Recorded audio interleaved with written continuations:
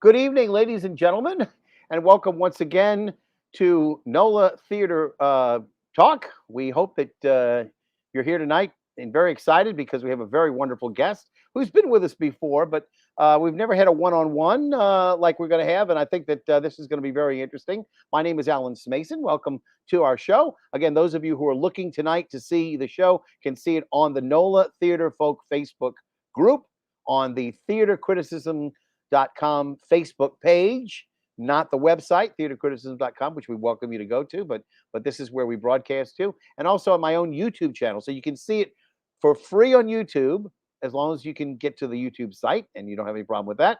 You can see it for free on Facebook on the theatercriticism.com group. But if you decide to go to the Theater Folk Facebook group, you do have to petition for membership in that. That is a closed group, but it's open to everybody who has an interest in local theater.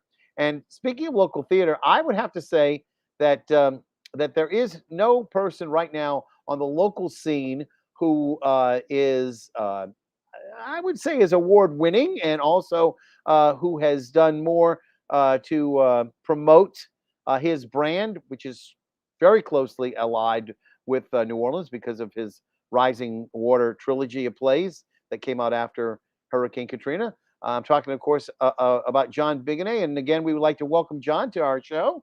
John, it's sort of hard to say the most well-known of all New Orleans playwrights, but I would say, as far as living playwrights, you probably would take that title, don't you think? Yeah, I don't think I rival Tennessee Williams. No, but of course, in deference to Tennessee, he was not native born. No. So, we could say, the most highly regarded, most well-known native-born New Orleans playwright, and I think I would not be getting too much criticism from people about that. But of course, I am a critic, so I have to be able to take it as much as I can dish it out. John, welcome to the show. Thank you for being here. Good to be here, Alan. We're going to have a little talk tonight about theater. Where we are, where we've been. What we've endured. I kind of feel like we went through what we went through a month ago all over again to a certain extent, although the difference is there was no rising water as there was with Katrina, but we went through an ordeal together as a community. But it goes to show something that you said very, very much, I think, on my mind when you described it. You said, had Katrina not compromised the drainage system that we have here, had that system been built properly, that we would have been back after a 2 or 3 day hiatus. Wherever we were, we would have returned back to our homes, and everything would have been more or less copacetic. And to a certain extent, that's what happened with Ida. Ida was a much more powerful storm than Katrina was, but it did not topple our network of drainage canals. But what it did do was, of course, blow the electric grid, which of course was difficult for people to endure, and eventually, led to a number of deaths in this community, including, my own mother's health was compromised because of it. But you can't say that it wasn't similar in many ways to what we endured as a community coming together and having to have that experience. And again, I hope we don't have to go through any more of these experiences, but what we went through with Katrina was a lot different because when we evacuated, we couldn't come back, I would say. Yeah, you and I were supposed to have this conversation on the 29th, the very night that Ida hit this area. And so the hurricane intervened in our effort to talk about hurricanes and theater. I think some of the things that you've said need some emphasis, because in the 16 years that have passed, a lot of people have come to New Orleans who don't actually know what happened in Katrina. As you were hinting at, I've argued that if our levees had not collapsed, New Orleans would not have been part of the Katrina story. Hurricane Katrina went up the Mississippi state line, so we were on the weak side of the storm. The highest sustained winds that were measured over Lake Pontchartrain were only 95 miles an hour. So this was not, in terms of hurricanes, a severe problem for the city to survive. The difficulty was that during that first day and then overnight, levees began to collapse across the city. over by the Industrial Canal, which flooded the lower Ninth Ward, and then the 3 drainage canals in the city to the west that flooded the rest of the town. In my neighborhood, I live near Lakeview. The water came up 8 feet in 10 minutes in the middle of the night. Mm-hmm. Yeah. And so the experience of that flood was very different from the experience of a hurricane ripping your roof off, for example. So what we're talking about when we use the term Katrina is really 2 different disasters. One was the natural disaster of the hurricane. What happened in New Orleans was a man-made disaster. Correct. Yeah. And it was made by the U.S. Army Corps of Engineers. Who won't accept the blame necessarily on that? They, not that they, I guess, have to, but because they're, I believe, they're protected as a federal entity, correct? They admitted responsibility. In June of 2006, the report was finally issued, in which the commandant of the Corps said that they were responsible, but they used sovereign immunity to cloak themselves against all financial damages. So people received no compensation from the Corps, even though they admitted responsibility. Mm-hmm. And the other thing is very interesting. We were on the strongest part of this storm this time for Hurricane Ida, and yet for some reason, even though we had those massive winds, the Hyatt, and several other places, sustained hardly any of the damage.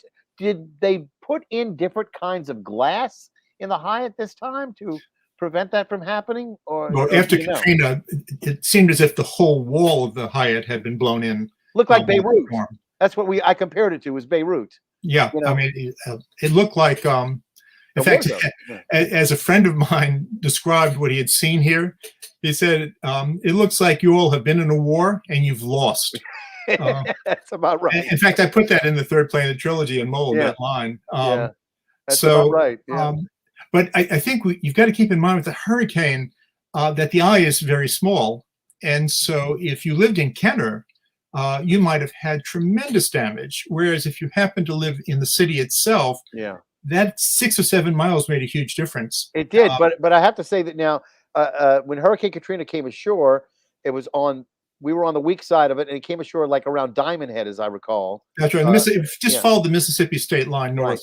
Right. And Diamond Head is not far away from like Kiln, Mississippi, what they call the Kill, etc. But Kill, Mississippi, and so it wasn't that far away, but it was sufficiently far enough away that New Orleans really shouldn't have had a problem. But the big thing about Katrina was so large a storm, and it was spiraling out. So a lot of the damage, I think, may have been some of those big bands of weather. But this storm, Ida, just never stopped. It was relentless. Normally you have a big band of wind that comes through with the rain showers, and then you have a little bit of a respite. This was just continual pounding. And ironically, people say, what kind of damage you did? I tell them, I lost my storm door. Think about that, your storm door. But other than that, pretty much everything else. But people did lose a lot, and I'm so sorry for those people in Laplace, those people in Houma. They were in the path of it.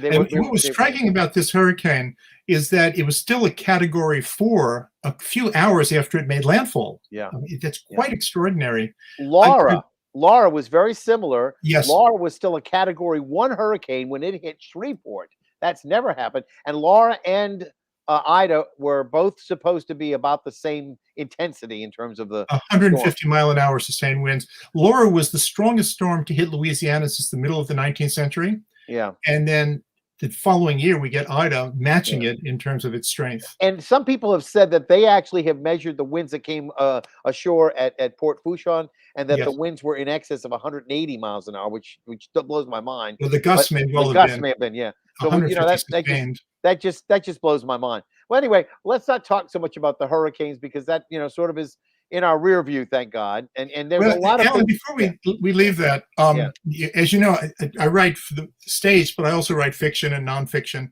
And I've just published an essay in the Atlantic about evacuations and about my experience and my wife's evacuating to Houston for Ida.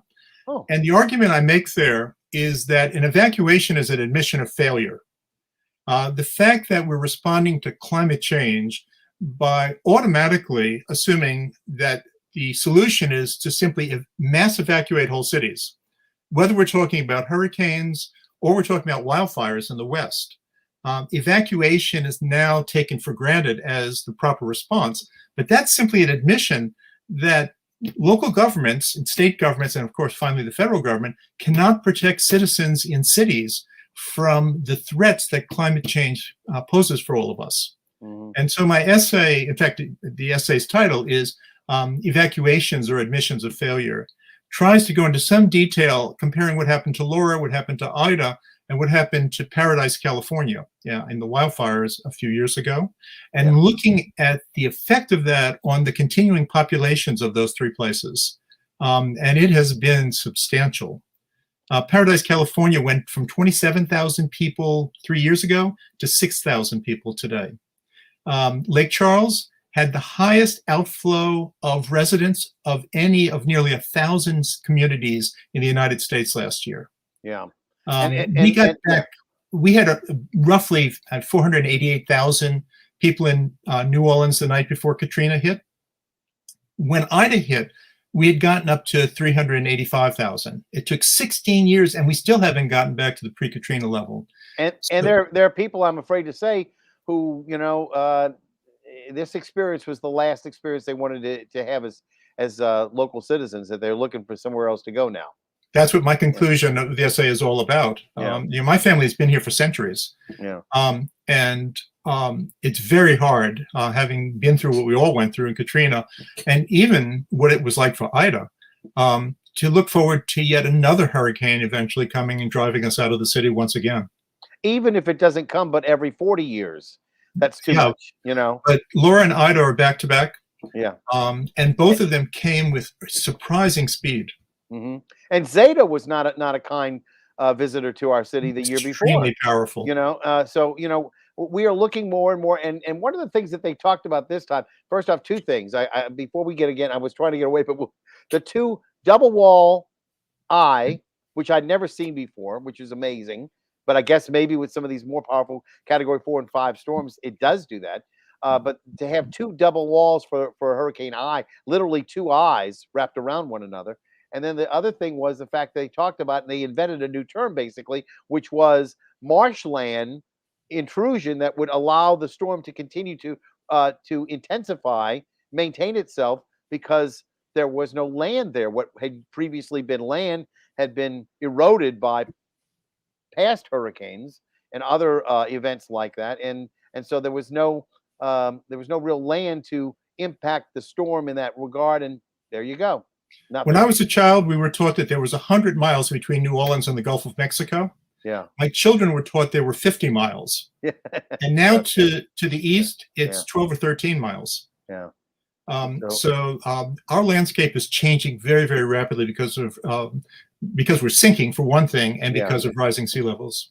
But I think, Alan, well, I mean, we really want to talk about theater. Theater. That's exactly what I was about to say. I mean, one of the things that I invited you all in to talk about was, we have experienced a year and a half plus, if you will, that like no other that the theater community has ever had.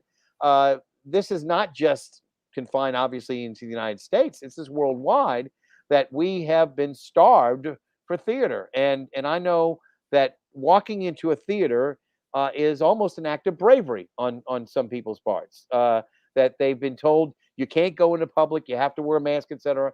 And now, in order to be able to be entertained, we have to protect ourselves with a mask. We have to make sure that we're vaccinated. In some cases, people who don't get vaccinations have to have a test given 72 hours in advance to show that they're not active carriers, etc. I mean, these are all new experiences that we have as a community of theater lovers. And I don't know how many times you've gone to a theater since the pandemic started, since the lockdown's gone.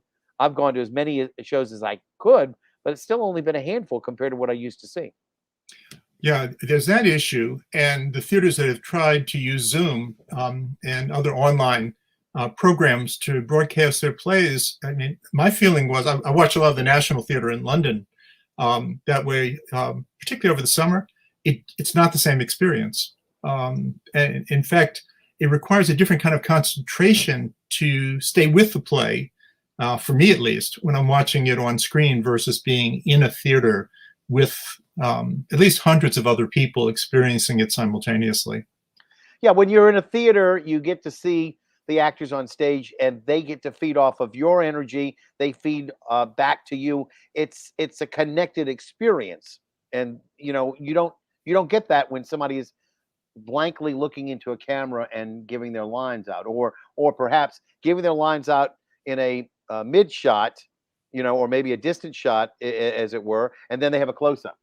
I mean, yeah. I can give a good example of that from the first of the plays I did, Rising Water, with Southern Rep, when they were still in Canal Place. And for those of you who remember, the audience actually was cut in half with a wall that projected between them. I attended most of the performances, and there's an example of from the second act. Yeah. Sometimes that's for the first. and this is the first act. Yeah, it's about a couple who the play opens with them being chased by the water rising in their house very quickly up into their attic. Right. The water keeps coming, so in the second act they have to break onto the roof. But in Southern Rep, where the audience was literally cut in half by this wall that ran through the theater, sometimes the one half of the audience would have quite a different experience than the other half. And so, for example, if there was a standing ovation, sometimes it would start on one side. Other nights, it would start on the other side. And that's interesting. Isn't that interesting? It is. There's nothing like that when you're watching a play on Zoom. No. And again, one of the things that we wanted to talk about is the effect that the locale has on the playwright, and vice versa. That the playwright can have an effect on the locale by what he writes about, but also that the experiences of what the playwright has either gleaned as a young person growing up here, or perhaps moving somewhere else, as in Tennessee Williams's case. He soaked up the New Orleans culture. He was not a New Orleans native, but it became almost a mantra for him, right? I mean, in terms of he became one of the best, if you will, broadcasters about what New Orleans was all about. And he was able to really glean a lot and put that down on paper and expose New Orleans to people who had never been here before. Actually, I was teaching an honors class one summer on the literature of New Orleans. And so we looked at documentaries and did all sorts of things. And we wound up watching the film version of Streetcar. And I asked the students at the end to write, what was the single best depiction of the New Orleans you've come to know, of everything we've read and looked at this semester? And they chose Streetcar. They said Really? It was closer to the truth of the city than any of the documentaries they had seen, any of the studies they had read. Somehow he had caught something essential about the city. The movie that I love the most, that I think captures so many of the early scenes, because Streetcar was specifically, I think, an Elia Kazan vision, was Elvis Presley's King Creole. They have some scenes from that, which I love. I love some of those old scenes because it really captures a part of New Orleans that no longer exists. And although Streetcar did incorporate a number of scenes like that, it was geared towards whatever they needed to move the action along, and it was, I think, more or less incidental to the city. But I think Elvis draped himself with the city, especially some of those scenes where it was like a rainy afternoon or whatever, and you saw the streets of the French Quarter doused in rain and glistening up. It was really kind of fun. The one I'd recommend before we get off the topic of film, Panic in the Streets, 1948. Yeah. Where the police officers are actual New Orleans police officers, right? And so it sounds like it was shot in Brooklyn. Where you at, Dolan? Yeah, that seemed to me the truest depiction. Yeah. And the reason I bring that up is that in my production notes for my plays that are set in New Orleans, I always tell the actors in the back, don't try to imitate some kind of Tennessee Williams version of how we speak down here. Right. If you need to do anything, listen to how they speak in Brooklyn and do that. Yeah. And that's another thing we could talk about a bit. But I wanted to bring up my drink. You have I a brought little it along. wine, I think. Okay, you have wine, and I have. And you'd probably know this, but this is Ohen, which is made by the Lejeune family, marketed by, of course, the Goldring Woldenberg group from the Sazerac company. But this is the drink that Rex toasts its court with, and Ah, it's got a little bit of it's a absinthe kind of a licorice kind of flavor. You throw a couple of shots, if you will, of the bitters, the Peychaud bitters, and stir it over ice. Don't shake it, stir it, and then strain it, and then you get this wonderful pink, lovely color. It's not quite the same color as a Cosmo, but it's I think it's really wonderful, and I love New Orleans things, and that is probably the most New Orleans drink you can think of, other than your typical Sazerac or prepared drink. So it's called an Ohen cocktail, and the Rex organization bought the last 2,000 bottles of Ohen from the factory where the distillery was in Spain.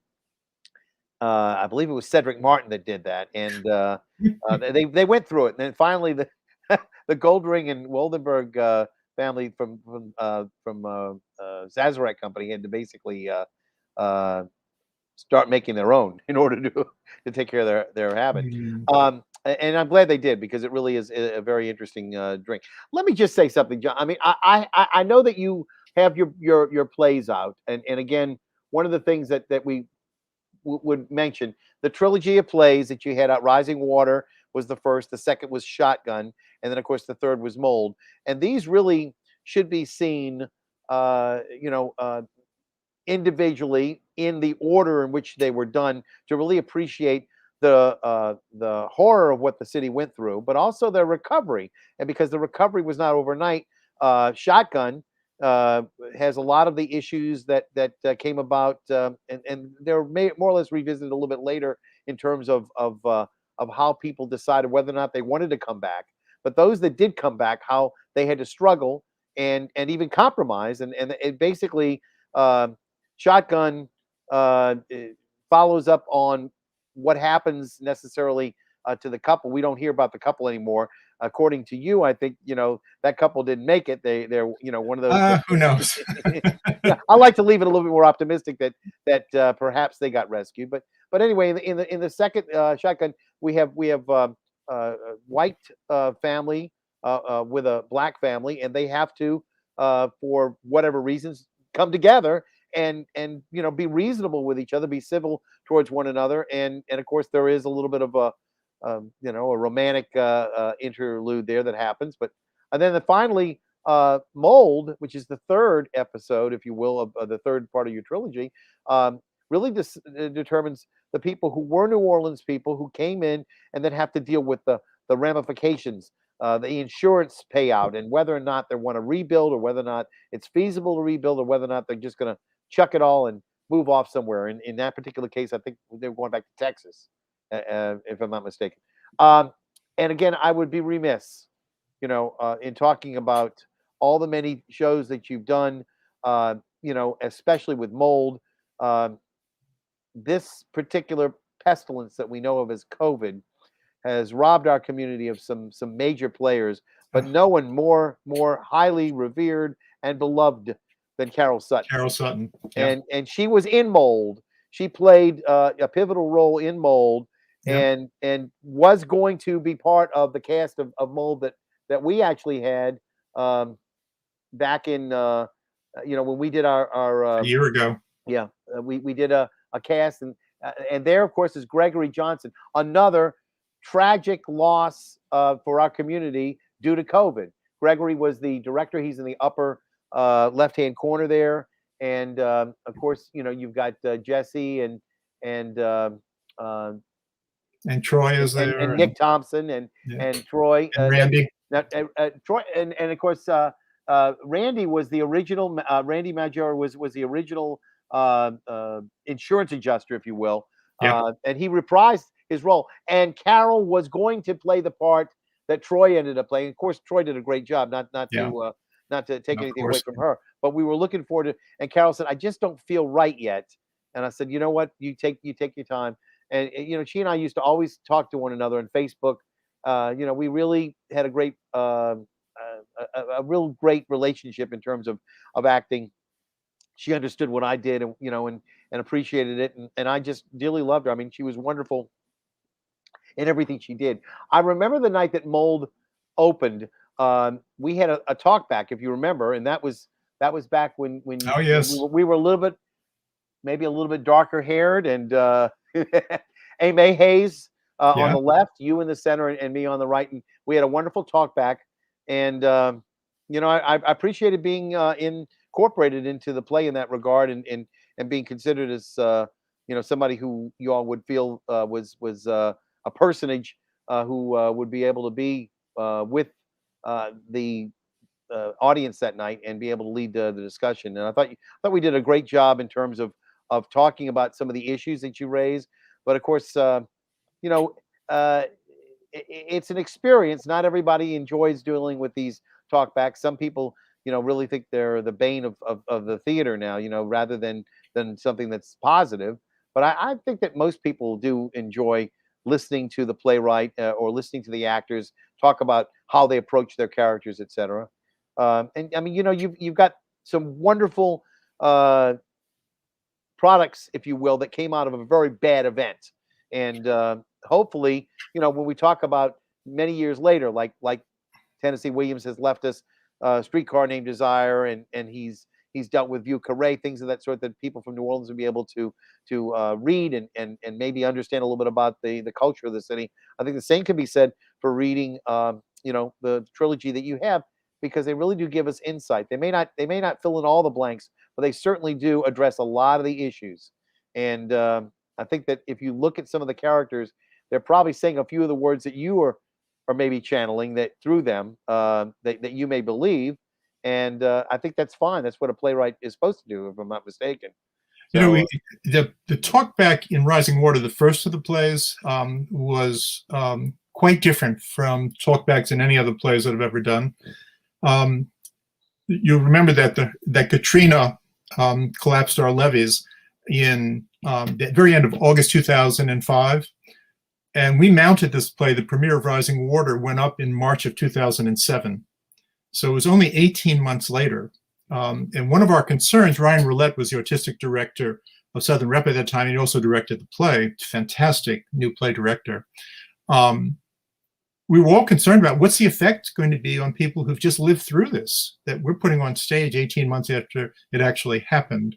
And we even talked about having grief counselors present at the performances, because we thought it might hit some people very hard.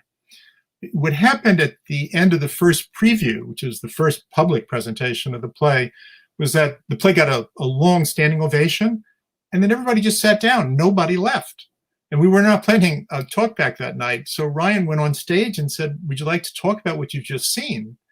And for a few minutes, people talked about the play, the way talk back usually works, about characters and plot.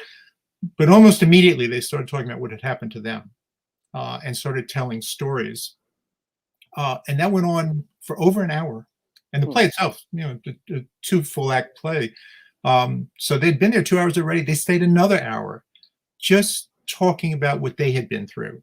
And in fact, some of the things that we had talkbacks that turned out after almost every performance, because people wouldn't go. They wanted to talk about what had happened to them and how the play had sort of triggered memories for them. And a lot of the anecdotes that I heard in those talkbacks became the basis for Shotgun. Huh. And then eventually for Mold. Yeah. It was just, in fact, Carol Sutton, everyone knows what a wonderful actress she was, but she also was a terrific writer in her own way. And when we were going through workshop and getting towards the final version of the script, she kept coming up with lines that I kept adding to the play. She was just so deeply into the character. But she tells a story in Mold about getting through the hurricane, Katrina, and nothing much had happened to her. So she decides to make herself some tea, and she's drinking the tea and looks down, and the carpet is turning a darker color. And she suddenly realized, wait, that's water. But she said, well, that's not possible. The hurricane's long gone. Next thing she knows, she's standing on a chair with water up to her throat. And she stays there all night long, in the dark. And the next morning, the water, if anybody who was here then, the water came rushing in as the levees burst, and then it fell back about 18 inches or 2 feet. And so the next day, she hears a man in a boat outside. She's still standing on the chair, shouting, "Anybody still alive?" And she says, "I am."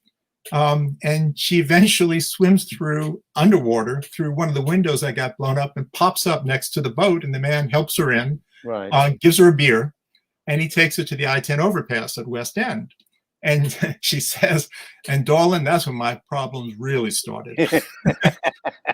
That story was told by a lady at a matinee, a Sunday matinee in Rising Water. A lady, in fact, lives in my neighborhood over by St. Dominic's Church. And I just wrote it the way she told us that day and that Sunday afternoon. Yeah, and so, if you've ever been to St. Dominic's, they had a water line where the St. Dominic statue, the water line was up to about here, which was like 10 feet or so. I mean, it was ridiculous. So, but those talkbacks in Rising Water really focused on the experience the audience members had had. When we got to Shotgun, which, as you said, is about a white man and his teenage son who've lost everything, and they ran half of a shotgun double over in Algiers, where it didn't flood, from an African-American landlady whose father had lost his place in the lower ninth and had moved in. Right. Eventually, we learned that the man has lost his wife in the storm, in the aftermath, and he and the landlady fall in love. And because he's white and she's black, everybody goes crazy. Yeah. Well, and there's also a little bit of antagonism. The father would like to have that room, and he's trying to come up with ways, that he can take over the room there. But the daughter says nothing about it. He says, "I need the money." I can't make my mortgage if I don't rent that. Right. But the man's name, the white man, is named Bo, and her father is named Dex. And so Dex says, "This is never going to work, the two of you, romantically." And so Bo says, "Yeah, but things are changing here, man. Look at us. Here we are, a white family and a black family living under one roof." And the old man says, "Yeah, with a wall running between us." Uh-huh. And so that play was really about, can things change? Yeah. Are we just going to fall back into who we were before Katrina? Or is it possible that we can change as individuals? And in that play, some of the characters find a way to change. Some of them can't. Yeah. And of course, that leads to what we've all gone through, indeed, not just the COVID, but also the whole pushback now from the George Floyd unfortunate episode, and a lot of people calling for change in theater, talking about the continuation of what they perceive as systemic racism, some of which obviously is changing, and some of which probably isn't changing fast enough for some people. But again, these are the sorts of things that theater as a whole is having to confront nowadays. And so, we're not only dealing with a paradigm shift in terms of people feeling comfortable in going to theater, but then the question is if they do go to the theater, is the theater more or less with it? To use a conventional phrase, woke. Has this theater, been compliant with what should be for getting more people of diversity and perhaps color and more inclusion, et cetera, or have they been guilty of dragging their heels? And so a lot of those questions are coming up now as theater reopens, not just locally here, but all across the country, and of course on Broadway. I've written elsewhere that if you're not talking about race, you're not talking about New Orleans. Mm-hmm. And so I think New Orleans writers have always had the obligation to talk about race, but in terms of the stage, to represent both black and white characters. And that's very difficult because you have to develop the authority to know what you're talking about, and to depict characters in terms of their experience rather than your experience as a white male writer. Right. Okay? Now, I had the benefit of growing up as a child in a neighborhood that was, in those days, was called mixed. I was in the set of houses that was the last line of a white neighborhood that abutted the first line of a black neighborhood. And as a kid, you can go anywhere you want, basically, if you're small enough. So I saw both New Orleans as a child. And I think that woke me to the realization that we're not all the same, and that a writer has got to take seriously an obligation to try to get as close to the truth of each of the characters in a piece of writing, rather than imposing a view of what my experience is on a bunch of people. It's also true when it comes to writing female characters versus male characters. Yeah. So it took me basically a year to write Rising Water. It took me another 2 years to write Shotgun, and it took me 4 years to write Mold. Wow. I didn't realize there's that much difference between. Yeah, it was 2007, 2009, 2013. And part of that was just testing myself and questioning myself and trying to be as skeptical as I could be that I am accurately portraying, as well as I'm capable, the experience of each of the 4 characters in Mold, and the 5 characters in Shotgun. Yeah. Well, I encourage anybody who has not seen any of the plays, that when and if they are offered again, not necessarily online, but obviously when and if they're mounted somewhere, and I hope that we will see these mounted again sometime by one of our local productions, one of our producers here, that they will take the plays out and present them in the order that they were presented chronologically, because I think they really do have a lot to say. And I think that people who haven't seen them, and I was so blessed and so appreciative for you last year allowing us to be able to mount these and do these in if you will, commemoration of what New Orleans had gone through 15 years before. So there've been a lot of productions. There've been over 40 productions of the plays. Yeah. And the most recent actually was in Albanian translation in Albania of Rising Water. That's pretty amazing. And when you think about it, you got to question, where do they hear about these plays to begin with? Where do they get the impetus, if you will, in Albania to let's put on a play about water in New Orleans Rising?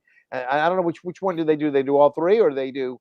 They did just the Rising Water, just translating the New Orleans dialect into Albanian took a lot of effort, apparently. And I assume you were there when they did it?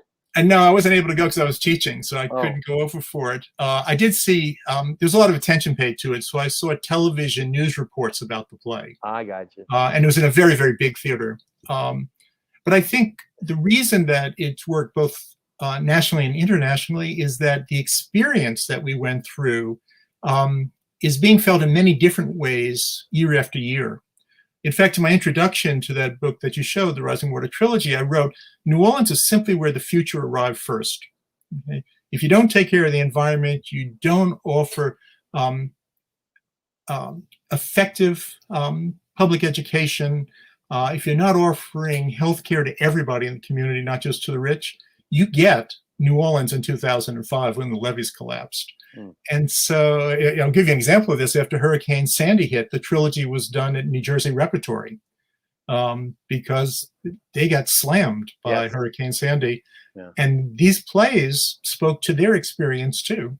Yeah. And much like what went on in Homa and in like Leeville, some of these places wiped out, like in Lake Charles with Laura, what had been on, a burgeoning community now, is missing houses, and it's just wiped off the face of the earth.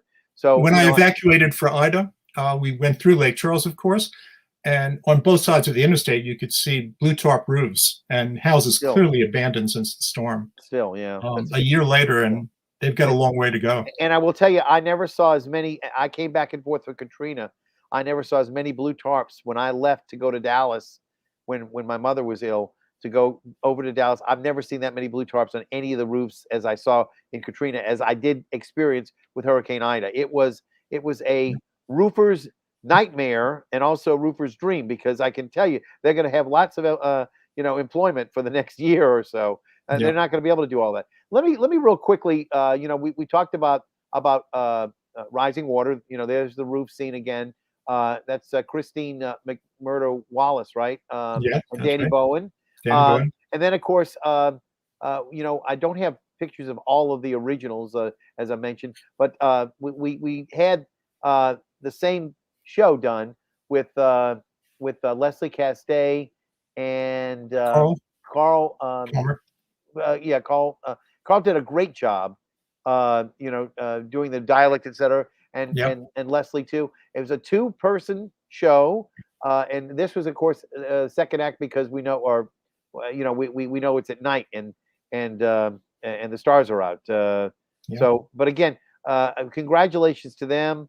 And then, of course, as I said, we did Shotgun, which we mentioned. There's Lance Nichols, and Lance was in the original, of course. yes, and Mike Hawkins, and Right. there was another student who did the role there, whose name escapes me at this moment, but he did also a very good job Terrific job. playing Mike's son, and Right. and then finally, as we mentioned earlier, Gregory in the upper left-hand corner, who was our director for all three of those, with Jesse and Nick and Randy and Troy. So again, you have done wonderful job of putting all this down on paper, but that's not the only plays that you've done, obviously. And I did have a couple of some of the signs of some of the things that you were doing besides that.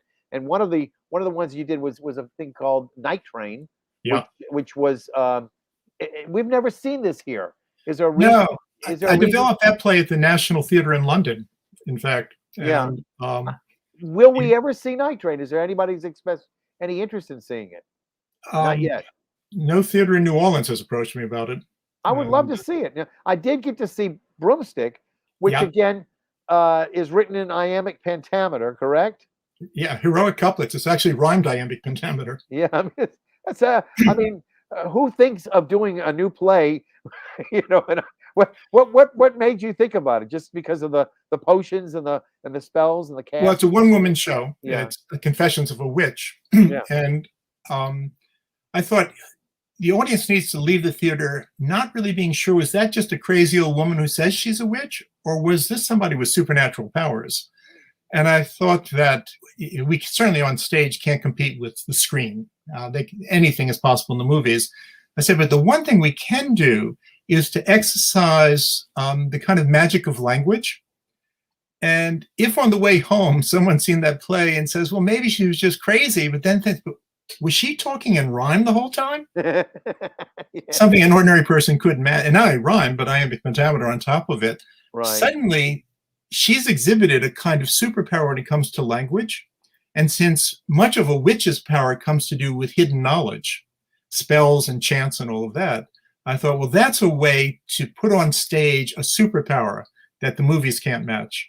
And perhaps plant a seed that you really just did spend an hour and a half with a witch. Well, it was a fun time, I can tell you. Now again, I saw the original iteration of this. It was done as a reading at the Tennessee Williams New Orleans Literary Festival. An early version of it. Yeah. Yes. And then was it Christine who did it? Christine did it there. Yeah. That's right. Christine McMurdo. She was great. And did a wonderful job. And then later on, it was done by another actor. I'm trying to remember who it was, but at Southern, I guess it was Southern representing it at the Ache. Is that That's correct? right. Yeah. Yeah. So but it's been done all over all over the country. It was a LA Times critics pick, and it was nominated as a Steinberg Best Play premiering outside of New York that year. Yeah, it really had terrific responses. In fact, anybody who goes to biguenet.com, I've got little videos of these plays at biguenet.com, so you can sort of see what these things look like in performance, plus review excerpts and other. Last year when we did the first time you come on the show, we tried to show some of those, but the StreamYard application it just doesn't work. Would not allow it. Now it will work. Yeah. Now you know what progress is. now it allow us to put up any videos that we wanted, but at the time it had not yet been developed. They couldn't do it effectively. If it was over 100 megabytes or longer than a minute, the video would not work. The other play that I did, which was really the first one at Southern Rep, is a play called The Vulgar Soul. Yes. About a lapsed Catholic who develops the stigmata, the 5 wounds of the crucifixion. And he has no religious faith. So it's all about his efforts to get rid of these things and what happens once they disappear. Yeah. Well, of course, I believe that there's a very famous personage here in New Orleans who had the stigmata, right? a father that was a priest. I don't know if he was here or not, but Padre Pio is probably the Yes, most Padre famous Pio. Was it? Italian. He was never here. I always He imagined may he have was here. visited. He was very, Yeah. very famous. Yeah. And they But said the there've been, Stigmata had like almost a perfume to it of some sort that they said. yeah, I'm not quite sure what it's that an is. extraordinary history of the Stigmata. It goes back to St. Francis and just one person 2 years before St. Francis. But I wanted to explore the question of the body versus the soul. Uh-huh. And so with that imagery of those 5 wounds suddenly appearing in the body seemed to be demanding something of this main character. His name's Thomas Hoag. And he meets with a doctor and with a psychiatrist and others, and then some very devout religious followers who believe we're still in the age of miracles. Uh-huh. So that was a play that, in fact, it was the best-selling new play in Southern Rep's history until Rising Water. When was it set? When was it supposed to take place? It was contemporary. It was contemporary. So I actually had written it as a radio drama for Westdeutscher Rundfunk, German national radio. Right? Yeah. And then it was rebroadcast on Österreichischer Rundfunk in Austria on Holy Saturday night, in fact. I was told 25 million people heard it in German as a radio drama, and then I adapted it for the stage. Yeah. All right. And we said we were going to talk a little bit about how a local writer can be influenced by the locale, and also perhaps give something back to the local community and influence it in some way. And so I thought maybe you'd like to maybe address that question, because we have about 15 minutes or so left to the show, and I know it was an important thing of what you wanted to talk about. We already talked a little bit about how theater is going to come back. We hope maybe we can touch on that a little bit, but in terms of what you wanted to address tonight, which I think will be of some interest. How is it that, as it were, the local community and the local culture can affect the playwright? I think this is really specific to the theater. I also write fiction and essays and novel, all sorts of things. And with everything else I write, I expect that when they get translated, it's going to have an international audience. I tend to publish a number of things in Europe and in international journals. So I take for granted this is not a local audience. But whenever anyone writes a play, it's going to be presented in a particular city. It's going to have actors probably from that area. And so they're going to hear a bit of their own English or French or German, whatever language it's in, when they hear the play. So I think plays have a relationship to cities that is unlike any other kind of storytelling. Right?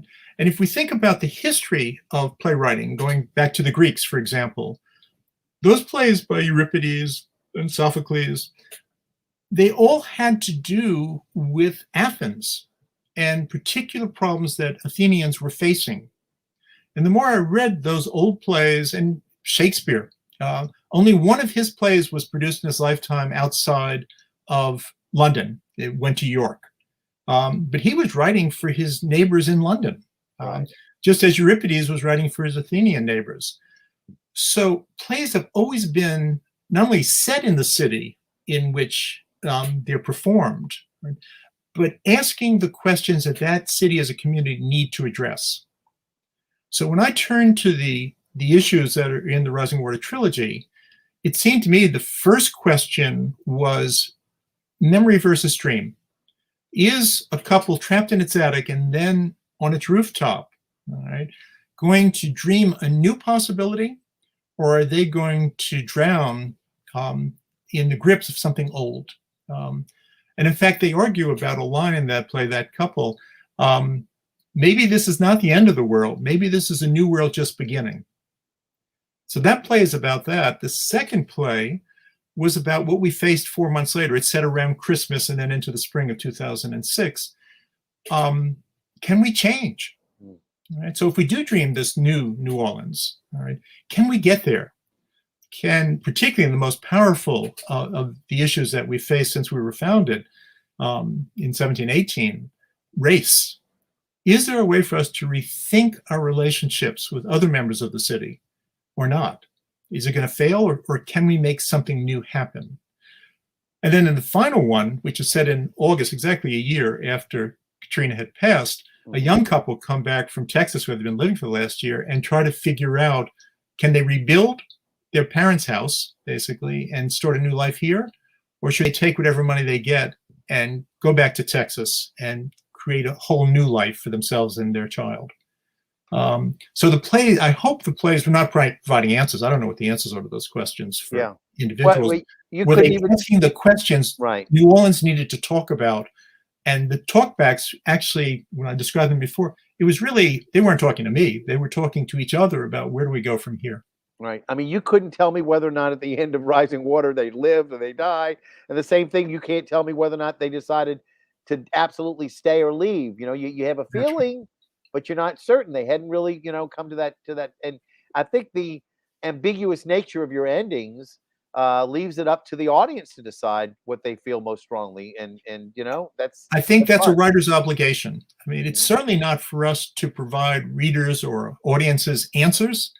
Our job is to phrase questions in a way that allows us a community to approach those questions in a new way, or to see something that we've always dealt with one way from a slightly different angle. Yeah. But never to tell somebody this is the solution. I have no idea what the solution is. Right. And, right. But I do know how to use words to phrase questions. And for me, that's what theater is about.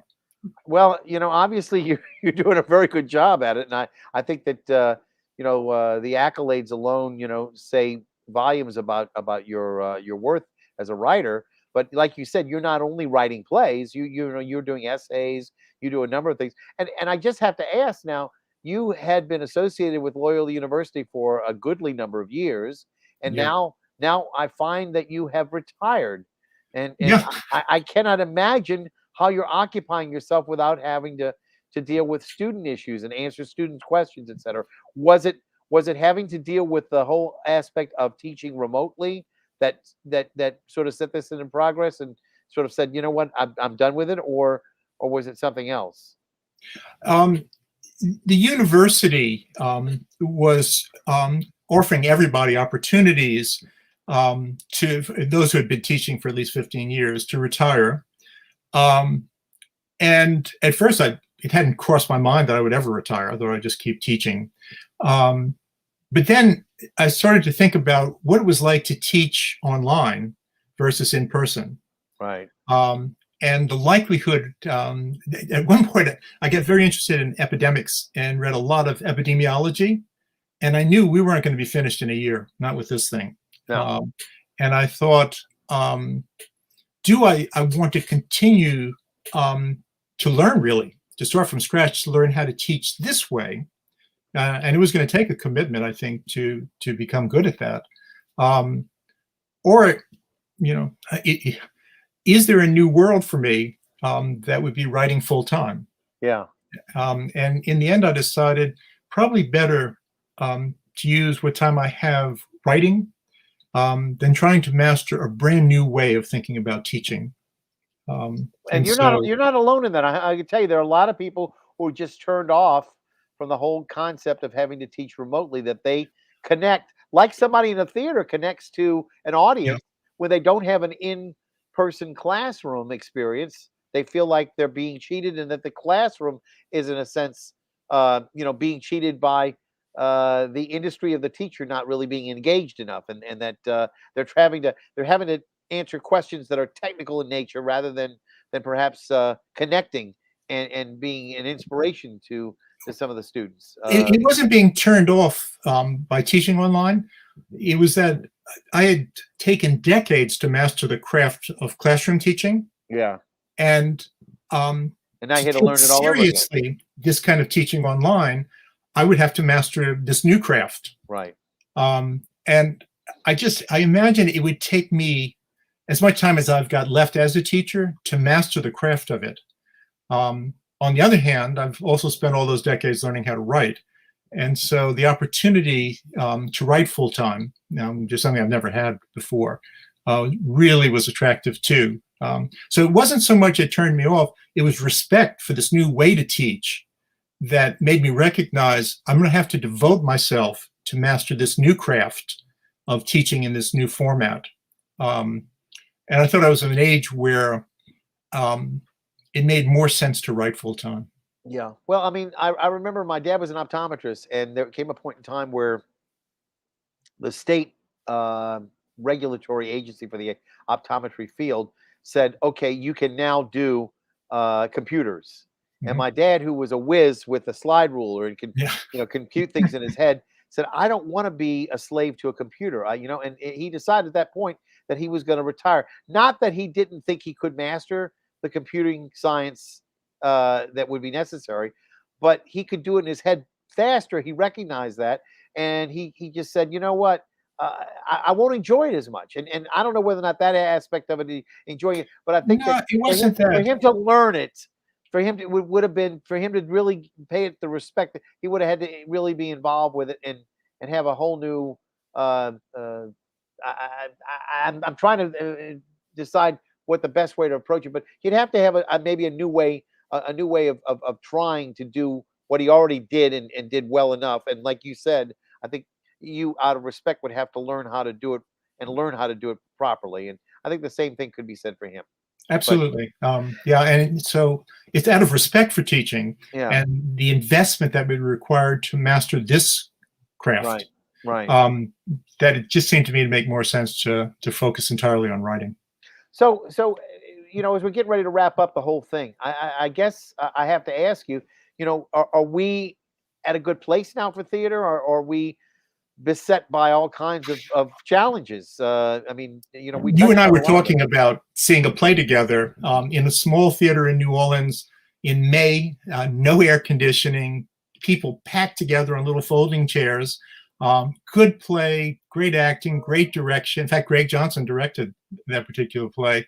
Right. Um, but I don't think anybody would dare sit in a little room, shoulder to shoulder with lots of people, without any air circulation for 2 hours today. Yeah. I think if you consider the complexity of a theater community where you have those kind of opportunities to develop plays in very small settings, talk back, people crowded together, it was exciting. But can we do that today in the current circumstances? So if that level of theater disappears, Mhm. and there's still doubts about people going to traditional theater and sitting for 2 hours in the evening surrounded by other people, and worried about infection, what's going to happen to that kind of theater? On the other hand, Zoom theater requires the same commitment to craft that Zoom teaching does. So I don't think we know how to do it yet. And the other aspect of it is, and I didn't touch on this with you, but obviously they have theaters now that are doing what we call hybrid. They're doing stage plays, but they're also filming them and putting them out as a possible revenue stream for them, Sure. so that they can actually recognize the fact that, hey, we're not going to get 200 people in the audience now because of COVID. However, we can sell online tickets at a reduced price because our overhead's not as much, and we can probably make as much money, if not more, than we would have had we not opened that up. However, on the other hand, we're going to have to pay the unions more because Yep. obviously there's the equity union, and if you film it, sometimes you have to pay the SAG people who do films. And again, it doesn't always matter that it's shot out of sequence or not, because sometimes people who shoot an entire play in sequence uh, pay for a SAG contract too. So it's just one of those things we have to figure out. I'm not sure where theater is going to be, whether or not with COVID lingering, whether or not we're going to have these kinds of productions that are going to be done streaming. But obviously, Hamilton proved that it can be done, and they can make a lot of money if they have the product that's right. I mean, that was sold for $75 million to Disney Plus, and you're But getting it's ready. got, I mean, you're right that some are going to win the lottery. Right. But the daily life of the theater are those little bitty garages that are doing some plays that are in Right. development, And they some can't. small theaters with 149 seats that have got a subscription base without capital. Nobody's getting rich in theater except unless you get very lucky at the top. They don't have the capital to see us through what may take 3 or 4 or 5 years to master these new possibilities. Yeah. Now, 5 years from now, something really exciting may have developed. Yeah. I'm just worried about between now and then. Yeah. Well, John, Who is I really want to thank you for being with us tonight. I mean, we promised we would only keep it to an hour, Yep. and I think we've done a pretty good job of keeping to what we needed to do. We got all of your plays covered. We talked a little bit about theater, where we are, where we've been, and perhaps a little bit of where we're headed. And we'll see. It's going to be a little bit of a challenge as we move forward, but things are improving. And now that the hurricane has passed, and Rivertown is going to be moving back into their venue, and JPS is moving into their new venue of East Jefferson. We have some local theater that's going to be seen, and hopefully, I know that the NOLA project's coming up with their production at the new expanded Sydney and Walda Bestoff Sculpture Garden. There's a whole slew of things that are going to be coming down the pike. So theater's not gone away; it's just been hibernating a little bit, and it's starting to open up now. It's like the spring. In the fall, we're starting to see now things to open up, and I hope that people will avail themselves, go see some theater, enjoy themselves, take the precautions that are necessary. If it's possible, get vaccinated, because that's very important for everybody. But we can't make people get vaccinated, but we can ask them to respect everybody else, and Yeah. make sure that we're not spreading it any more than we have been.